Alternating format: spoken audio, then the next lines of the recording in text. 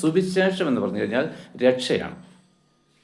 അത് പട്ടിണി മാറുന്നതല്ല, അത് ഭൂമിയിൽ നമുക്ക് എന്താണ് മാന്യത തരുന്നതല്ല, ഭൂമിയിൽ മറ്റുള്ളവരുടെ ബഹുമാനം കിട്ടുന്നതല്ല, ഭൂമിയിലുള്ള ഒരു അധികാരവും നമ്മൾ കിട്ടത്തില്ല. യേശുക്രിസ്തു പറഞ്ഞു, എൻ്റെ രാജ്യം, ബാക്കി പറയും ഐഹികം എന്ന് വെച്ചാൽ ആയിരുന്നെങ്കിൽ അതായത് പത്രോസൊക്കെ വാളും കൊണ്ട് ഇപ്പോൾ നിൽക്കുക.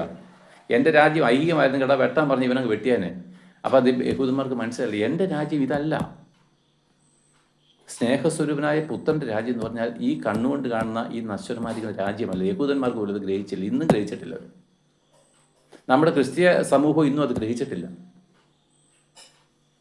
അത് പുതിയ ആകാശവും പുതിയ ഭൂമിയും, പഴയത് കഴിഞ്ഞു പോയി.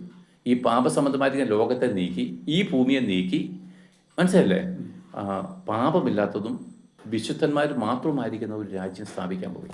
ഇതാ ദൈവരാജ്യം. 1000 ആണ്ട് ദൈവരാജ്യമുണ്ട്. അന്ന് ഭൂമിയെ നീക്കുന്നില്ല, അത് ഭൂമിയെ നീക്കുന്നത് ഈ ഭൂമി തന്നെ വെച്ചിട്ട് അന്ന് ഒരു അശുദ്ധന് യേശുക്രിസ്തുവിൻ്റെ ഭരണത്തിലേക്ക് വരണമെങ്കിൽ ഒരു അശുദ്ധന് ഒരു പാപിക്കും പറ്റത്തില്ല. എനിക്ക് പറ്റും, ഇപ്പം ഞാൻ പാപമോചനം നേടിയവൻ.